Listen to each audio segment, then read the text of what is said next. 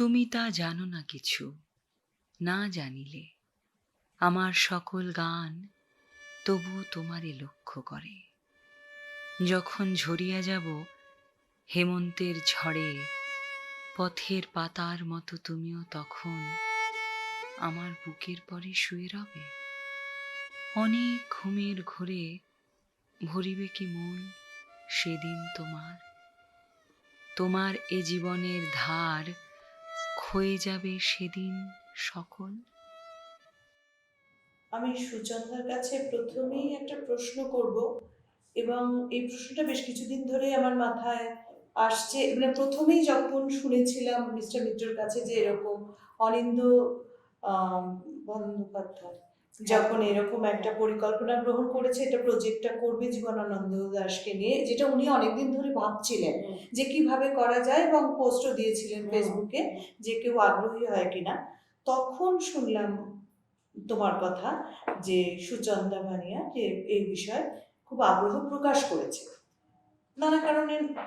তখন আমার প্রথমেই যে প্রশ্নটা মনে এসেছে যে কেন জীবনানন্দ দাশের এই কাজটার সম্পর্কে উনি যে করছেন সেটা যে অবগত হয়ে বা জেনে এগিয়ে এসছে, নাকি শুধু জীবনানন্দ বা ও যে ধরনের কাজগুলো করে যা হয়তো সব সময় সবার একটু প্রান্তিক, একটু অন্য রকম ভাবনা, একটু সমান্তরাল চিন্তা ভাবনার জগৎ ভাবনা নিয়ে কাজ করে, সেই জন্য এগিয়ে আসা, না জীবনানন্দকে জেনে বা জীবনানন্দ চর্চা হওয়া উচিত সেটা ভেবে, কোনটা সেটা একটু যা পরিষ্কার। আমার কোথাও একটা মনে হয় যে আমার সঙ্গে অনিন্দর অনেকদিন ধরে অনেকগুলো প্রজেক্ট নিয়ে কথাবার্তা চলছিল। ও যখন এই প্রপোজালটা আমাকে দেয়, আমার মনে হয় আমিও কিন্তু পুরোটা জীবনানন্দকে জানি না, তো এটা কেন হবে?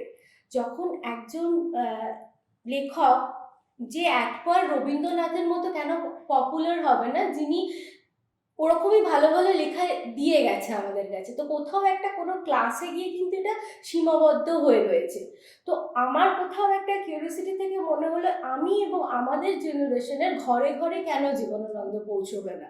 আর আমি আমার কাজগুলোকে একটু এক্সপ্লোর করতে ভালোবাসি এবং অন্য ধরনের কাজ করতে ভালোবাসি, যেটার মধ্যে অবভিয়াসলি একটা পোটেনশিয়ালিটি থাকবে, কিন্তু সেটাকে বাইরে নিয়ে এসে সবার কাছে পৌঁছে দেওয়ার জন্য যে মানে যে অ্যাটেম্পটা নেওয়া উচিত, সেটার জন্য আমার পারফেক্ট অনিন্দকে মনে হয়েছে। এবং তখনও আমি স্যারকে চিনতাম না, কোথাও একটা গিয়ে এটা কোথাও মার্চ করে গেছে যে স্যারের মতো মানুষ বা আপনার মতো মানুষকে আমরা পাশে পেয়ে গেছি।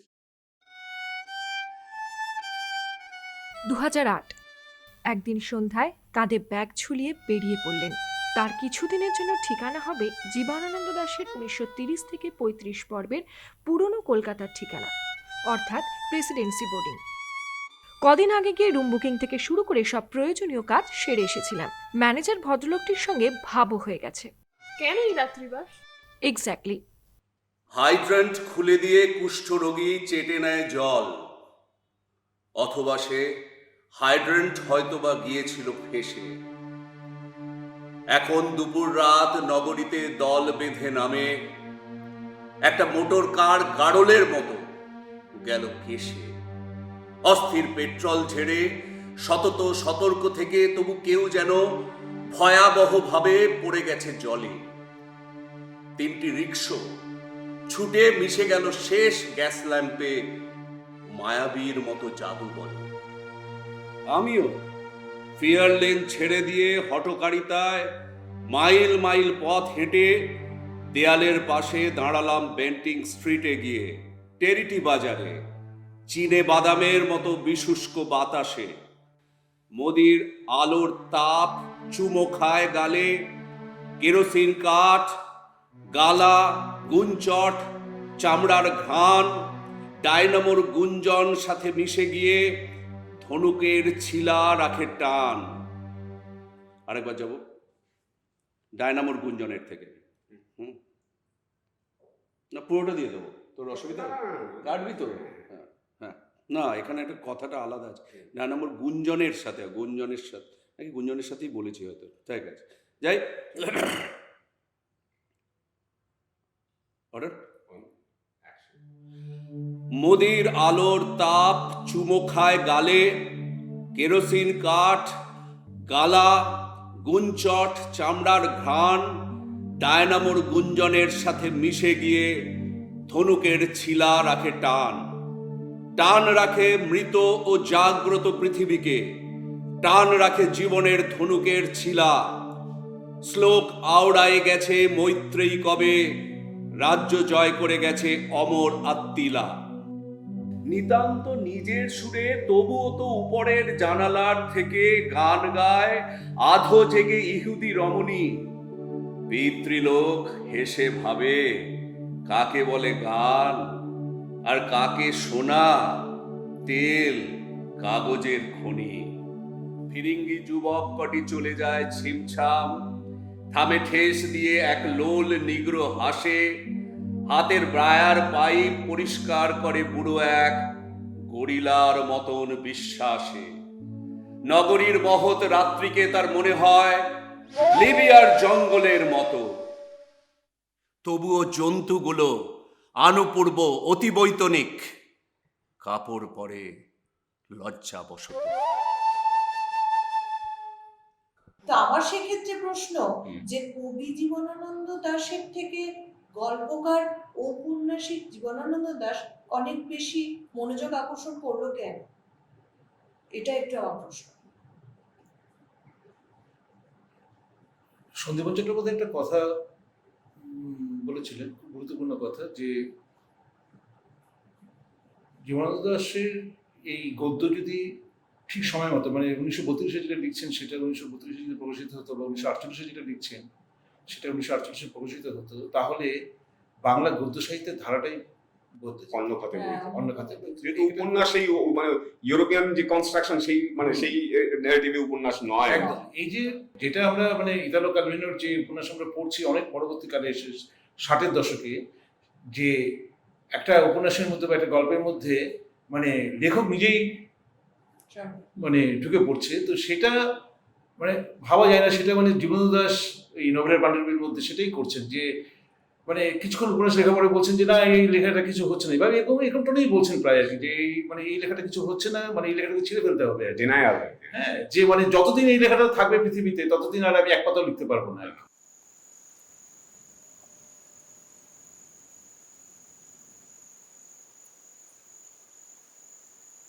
আমার মনে হয়েছে এই প্রেসিডেন্সি বোর্ডিং জীবনানন্দ দাশের গল্প, উপন্যাস, কবিতা, ডায়েরির একটি প্রধান পটভূমি,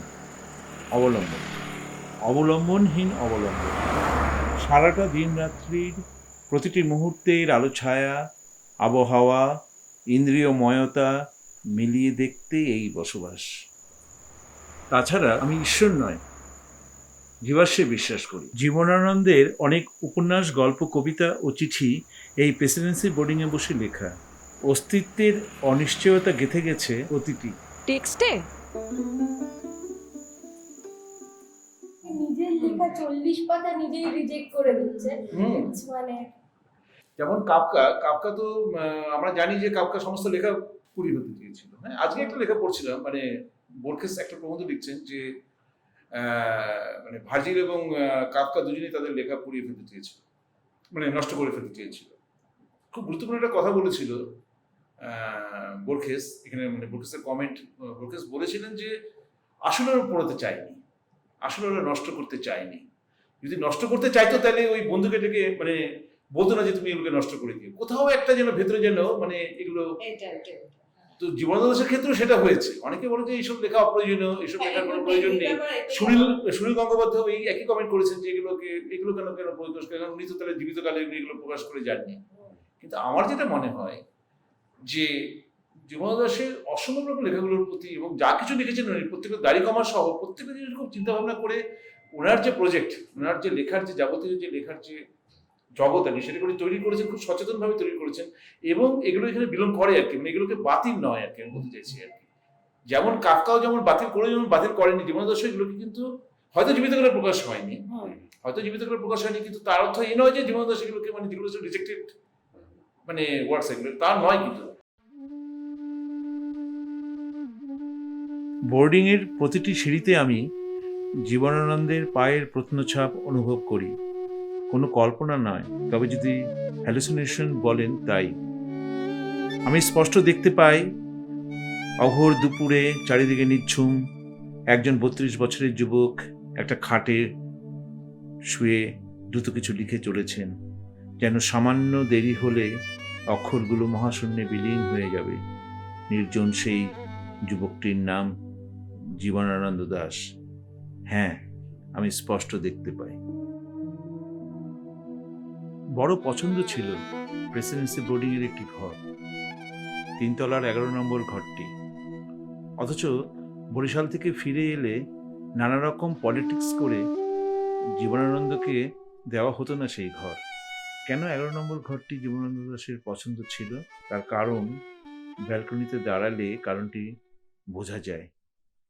এটি যেন ওয়াচ টাওয়ার, দূরবীন। জ্ঞানবাবুর চায়ের দোকান থেকে শুরু করে পানওয়ালি, শীতলমুচি, ধোপাতের গাধা ও মাখ পেটানো কুষ্ঠরোগী, মুটে মজুর, ট্রাম বাস, কোলাহল, ভিকিরি, কলেজ স্ট্রিটের 4 মাথার মোড় অব্দি যে বহির্বিশ্ব, তা এই ব্যালকনি।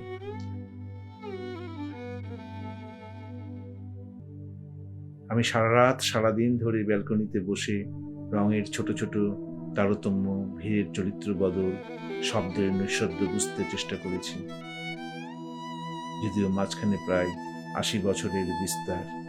আমার মনে হয়েছে চিরপদার্থ ও চির অনুভূতির কোনো পরিবর্তন হয় না। বেশ কিছুদিন ধরে ফেসবুক লাইভ বা বিভিন্ন সভায় আলোচনার থেকে আমার কিছু তাদের কিছু মানুষের কিছু প্রশ্ন আমি ভেবে দেখেছি যে তাদের মূল একটা জায়গায় তারা আসতে চাইছে। নানা রকম প্রশ্ন আছে। ডায়েরি পূর্ববর্তী জীবনানন্দ পাঠ এবং তোমার ডায়েরি হাতে পাওয়ার পর যে জার্নিটা, সেটা কতখানি আলাদা, বা সে ডায়েরিটা বিশেষ কোন সুবিধে হয়েছে যদি আজকে ডায়েরি না পাওয়া যেত, বা ডায়েরি মোট যেটা সকলেই জানতে চায় সেটা হচ্ছে ডায়েরি পূর্ববর্তী জীবনানন্দ। কারণ আজকে প্রায় 30 বছর ধরে আমি দেখে আসছি একইভাবে জীবনানন্দে পাঠের মধ্যে বা নানাভাবে জীবনানন্দের মধ্যে নিমজ্জিত হয়ে আছো, কিন্তু এই ডায়েরিটা পাওয়ার আগের এবং পরবর্তী যে জার্নিটা, সেটা কতটা আলাদা, বা সেটা কি আরো অনেক উৎসমুখ খুলে দিয়েছে অনেক কিছু প্রশ্নের, সেইটা যদি একটু বিস্তারিত বলো। প্রথমে বলি যে ডায়েরি প্রথম প্রকাশিত হয়, সেটাও হয়ে গেল প্রায় 20 বছরের উপর হয়ে গেল। 1999-তে প্রথম বিভাগ পত্রিকাতে ডায়েরিগুলো একটা অংশ প্রথম প্রকাশিত হয়। সেটা যদি ধরি তাহলে 21-22 বছর হয়ে গেল ডায়েরি প্রকাশিত। সেখানে একটা অংশ কিছুদিনের ডায়েরির একটা অংশ প্রকাশিত হয়েছিল। তো একটা ছোট্ট কিউরিওসিটি লাগছে, এই ডায়েরিটা যে আনা হলো সেটা কোথায় পাওয়া গেছিল? সেটা পাওয়া গিয়েছিল বলতে আসলে ওদের যে উত্তরাধিকার সূত্রে যেখানে থাকার কথা আর কি, ওর মেয়ের কাছে ছিল আর কি ডায়েরিগুলো। তো সেই ডায়েরিগুলো কিছু তো হারিয়ে ফেলেছে, কিছু ডায়েরি তো হারিয়ে গেছে, সব খাতাগুলো খুঁজে পাওয়া যায়নি। তারপরেও কিছু সার্ভাইভ করেছে, সেগুলো ওদের আত্মীয়স্বজনের কাছে ছিল। তো যেহেতু এই কাজগুলো তো খুবই অন্যরকম কাজ, শুধু ডায়েরিগুলো প্রকাশ করলে কেউ কিছু বুঝবে না, এত কোড ল্যাঙ্গুয়েজে ভীষণ রকম, যেমন বেবি, ওর ডাকনাম হচ্ছে বেবি। আমি একটা উদাহরণ দিচ্ছি, একটা বুঝতে সুবিধা হয়। শোভনা, যেমন শোভনার খুব একটা প্রধান চরিত্র ডায়েরির মধ্যে, বারবার করে ডায়েরির অনুষঙ্গে শোভনার কথা আসছে। এবার আমরা প্রথমে যখন ওয়াই পাচ্ছি, আমি এবং ধুমেন্দু আমরা দুজনে মিলে কাজ শুরু করলাম আর কি ডায়েরি নিয়ে, তখন দেখলাম যে সব জায়গাতে ওয়াই একটা নাম পাচ্ছি একটা, এবং সেই ওয়াইয়ের সঙ্গে বুঝতে পারছি যে একটা খুব একটা গভীর নিবিড় সম্পর্ক একটা আর কি। হ্যাঁ, সমস্ত লেখা তাকে পড়াচ্ছে, শোনাচ্ছে, তার সম্পর্কে মন্তব্য করছে, একটা গভীর প্রেমের সম্পর্কই বলা যেতে পারে তাই আর কি। তাই ওয়াই তো আমরা কোনো কিছুই বুঝতে পারছিলাম না। যে ইল যখন পাচ্ছি তখন সেটা লাবণ্য মোটামুটি বুঝতে পেরেছি, কিন্তু ওয়াইটা বুঝতে পারছিলাম না। তখন করতে করতে তখন এই শোভনার যে দিদি জ্যোৎস্না দাশগুপ্ত, তার ইন্টারভিউ যে আমরা নিচ্ছিলাম, আমরা সেই সময় কথা প্রসঙ্গে জ্যোৎস্না দাশগুপ্ত বললেন যে শোভনার ওর যে ছোট বোন শোভনার ডাকনাম হচ্ছে বেবি। জীবনানন্দের সাথে যেটা মজা হচ্ছে যে কার নাম যে কিভাবে ব্যবহার করবেন আর কি, আমার মনে হচ্ছে যে যত বেশি প্রায়োরিটি, যে যত বেশি গুরুত্বপূর্ণ ওনার কাছে, তাকে তত বেশি আড়াল করবেন। কারণ লাবণ্যকে ওনার আড়াল করার প্রয়োজন নেই, সে না লাবণ্যর এল রাখছেন, কিন্তু Baby বেবিকে অ্যালাউ করা Y-টা, প্রয়োজন। বেবির ওয়াই হ্যাঁ দিচ্ছে। বেবির ওয়াই দিচ্ছেন Y এবং সেই ওয়াই, হ্যাঁ, এবং এই ওয়াই নিয়ে অনেক অনেক গল্প আছে, সেটা পরে বলবো আমি।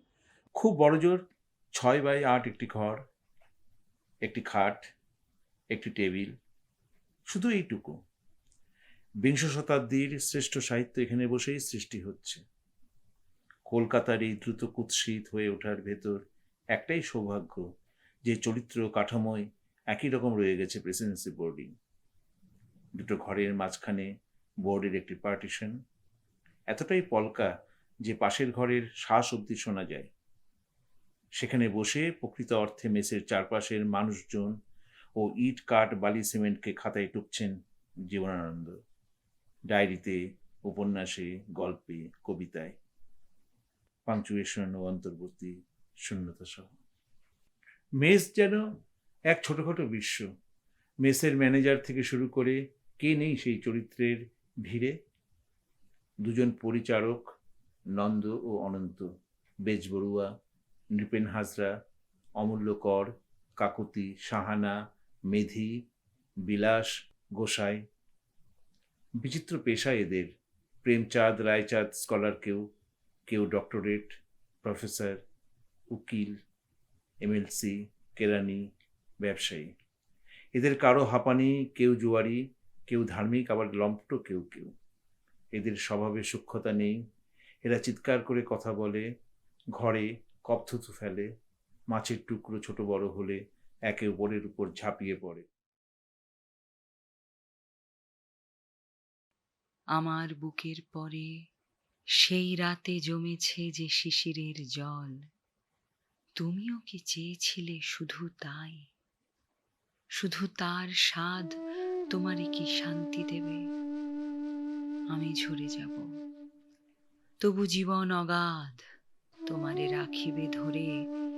সেই দিন পৃথিবীর পরে আমার সকল গান তবুও তোমারে লক্ষ্য করে।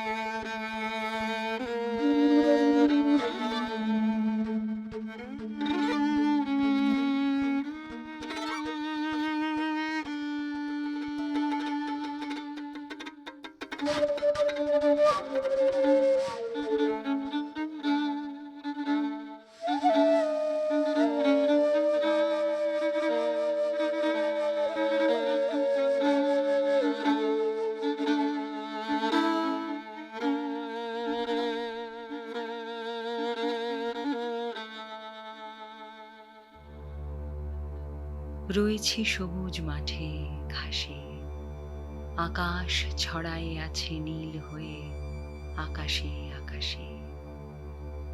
জীবনের রং তবু ফলানো কি হয় এইসব ছুঁয়ে ছেনে? সে এক বিস্ময়। পৃথিবীতে নাই তাহা, আকাশেও নাই তার স্থল। চেনে নাই তারে ওই সমুদ্রের জল। রাতে রাতে হেঁটে হেঁটে নক্ষত্রের সনে তারে আমি পাই নাই। কোনো এক মানুষের মনে, কোনো এক মানুষের তরে যে জিনিস বেঁচে থাকে হৃদয়ের গভীর গহ্বরে। নক্ষত্রের চেয়ে আরো নিঃশব্দ আসনে কোনো এক মানুষের তরে, এক মানুষের মনে। একবার কথা কয়ে দেশ আর দিকের দেবতা বোবা হয়ে পড়ে থাকে।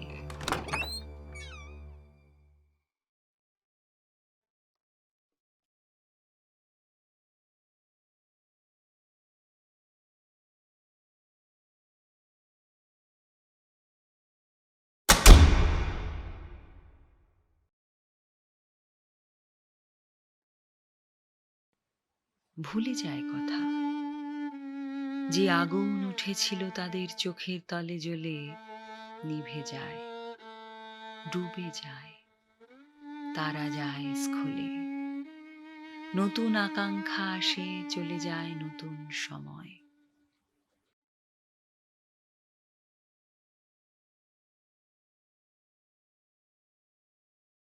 মানে ডায়েরির লাইন, মানে ডায়েরিতে একটা আছে যে একটা লাইন আছে যে মানে বাবা বললো, মানে আসলে উনি ওই প্রত্যেকবার বললাম না যে মানে ব্যর্থ হয়ে মানে উনি ওই 5 বছর উনি ছিলেন কলকাতাতে, সেই সময় উনি চাকরির চেষ্টাতে কলকাতাতে আসতেন এবং প্রত্যেকবারই ব্যর্থ হয়ে বাড়িতে ফিরে যেতেন আর কি।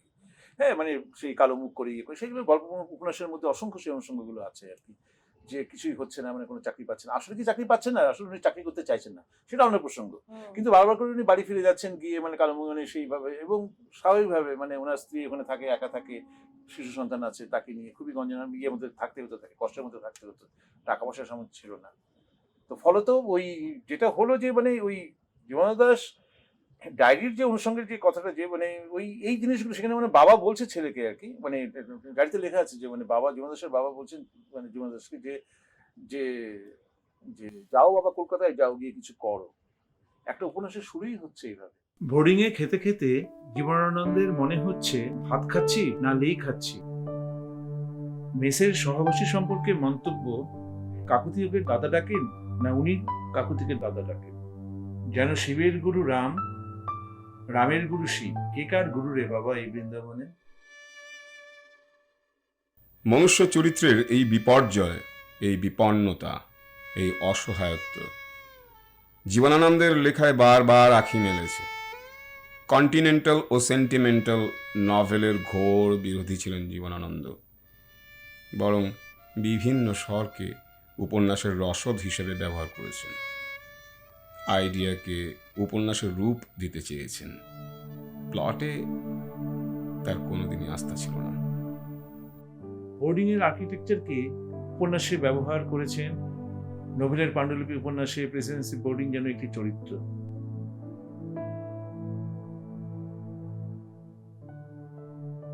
উপন্যাসের রাস্তার দিকে এ ব্লকে একটি লম্বা মতন ঘরকে ক্যানভাসের পার্টিশন দিয়ে কেটে কেটে 6টা ছোট ছোট রুম তৈরি করে নেওয়া হয়েছে, আর বাস্তবে রুমগুলো হুবহু এক।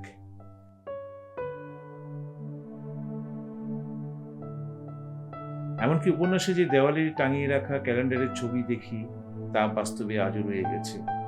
উপন্যাসে উঠোনের যে চৌবাচ্চায় মাছ খেলে বেড়াতো তা আজও দেখা যায়। আমি ডায়েরি, উপন্যাস ও গল্পের সঙ্গে প্রেসিডেন্সি বোর্ডিংকে মিলিয়ে নোট নিয়েছি, ছবি তুলেছি। তবে সবকিছু তো আর অনুবাদ করা যায় না, যেমন দীর্ঘশ্বাস। শেষটা শেষ নয়, শেষ বলে কিছু হয়ও না, আমি বিশ্বাস করি না। কখনো কখনো জাদু বাস্তব আর ঘোরতর বাস্তব এক বিন্দুতে চলে আসে, দুটো কাল এক স্পেসে, দুটো স্পেস এক কালে। হ্যাঁ গৌতম দা, আপনাকে একটা কথা বলা, এই আমাদের এখানে উনি তো থাকতেন 66 হ্যারিসন রোড, তো এইখানে এই যে আপনার সাহিত্য একাডেমি আছে দিল্লিতে, তারা কোনো বই পাবলিশ করলে এই জীবনানন্দ দাশের নামে এখানে একটা করে কপি পাঠায়। আচ্ছা, সেই কপি আজও আসছে। এই দেখুন এই জীবনানন্দ দাস 2010 পর্যন্ত আমরা পেয়েছি। ঠিক 66 হ্যারিসন রোড। আর এই বইতে উনি রবীন্দ্রনাথকে চিঠি লিখেছিলেন এখান থেকে, সেই কপিটাও এখানে হিন্দিতে অনুবাদ করা রয়েছে। কিন্তু এটা আপনি দেখলে বুঝতে পারবেন যে উনি কি অসাধারণ, কতদিন আগে নেই নামে চিঠি আসছে। এবং জীবনানন্দ দাস ওই যে আপনি বলছেন ট্রাম গাড়ি যাচ্ছে, আস্তে আস্তে আস্তে আস্তে আস্তে আস্তে আস্তে নির্জন হয়ে যাচ্ছে, ট্রাম যাচ্ছে, বাস যাচ্ছে, অনেক ট্রাম বাস যাচ্ছে, তারপর থেকে আমাদের দেখতেন যে রাত্রি হয়ে যাচ্ছে, আস্তে আস্তে কমে যাচ্ছে, ট্রাম বাস কমে যাচ্ছে, নিস্তব্ধ হয়ে যাচ্ছে, আলোটা আস্তে আস্তে কমে যাচ্ছে, এইভাবে উনি। তো আপনার তো সেই অভিজ্ঞতা এখানে থেকেই আপনার আপনার এই কথাগুলো আমার মনে আছে। ঠিক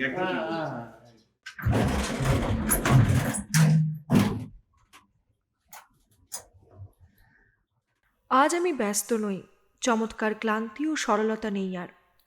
অস্থির জীবনের আহ্বানের থেকে নিজেকে ছাড়িয়ে এনেছি আমি, অন্ধকারের ভিতর নিঃশব্দেই ধূসর দেয়ালগুলোর মতন। আমারও জীবন বিমর্ষ, একাকী, স্থগিত। আমারও জীবন অসমৃত, অগোচর, শীতাক্ত, এই ধূসর দেয়ালগুলোর মতন, এই নিঃশব্দ দেয়ালগুলোর মতন।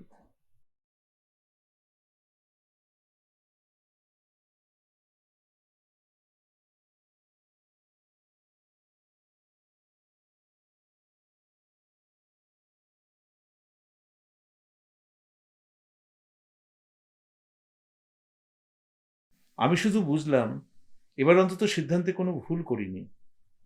জীবনানন্দের ভূতই জীবনানন্দের সবচেয়ে বড় প্রতিদ্বন্দ্বী হয়ে দাঁড়িয়েছে আজ।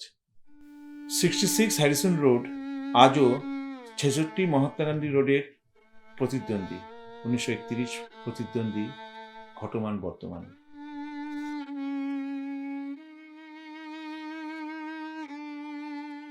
পুরোহিত হয়ে তার বুকের উপরে আমি সেই পুরোহিত, সেই পুরোহিত যে নক্ষত্র মরে যায় তাহার বুকের শীত লাগিতেছে আমার শরীরে। যেই তারা জেগে আছে তার দিকে ফিরে তুমি আছো জেগে। যে আকাশ জ্বলিতেছে তার মতো মনের আবেগে জেগে আছো। জানিয়াছ তুমি এক নিশ্চয়তা, হয়েছ নিশ্চয়। হয়ে যায় আকাশের তলে কত আলো, কত আগুনের ক্ষয়। কতবার বর্তমান হয়ে গেছে ব্যথিত অতীত, তবুও তোমার বুকে লাগে নাই শীত। যে নক্ষত্র ঝরে যায় তার, যে পৃথিবী জেগে আছে তার ঘাস আকাশ তোমার। জীবনের স্বাদ লয়ে জেগে আছো, তবু মৃত্যুর ব্যথা দিতে পারো তুমি। তোমার আকাশে তুমি উষ্ণ হয়ে আছো, তবু বাহিরের আকাশের শীতে নক্ষত্রের হইতেছে ক্ষয়। নক্ষত্রের মতো হৃদয় পড়িতেছে ঝরে, ক্লান্ত হয়ে শিশিরের মতো শব্দ করে। জানো না কো তুমি তার স্বাদ, তোমারে নিতেছে ডেকে জীবন অবাধ, জীবন অগাধ। হেমন্তের ঝড়ে আমি ঝরিব যখন, পথের পাতার মতো তুমিও তখন আমার বুকের পরে শুয়ে রবে। অনেক ঘুমের ঘড়ি ভরিবে কি মন সেদিন তোমার। তোমার আকাশ আলো জীবনের ধার ক্ষয়ে যাবে সেদিন সকল। আমার বুকের পরে সেই রাতে জমেছে যে শিশিরের জল। তুমিও কি চেয়েছিলে শুধু তাই? শুধু তার স্বাদ তোমারে কি শান্তি দেবে? আমি চলে যাব, তবু জীবন অগাধ তোমারে রাখিবে ধরে। সেই দিন পৃথিবীর পরে আমার সকল গান তবু তোমারে লক্ষ্য করে।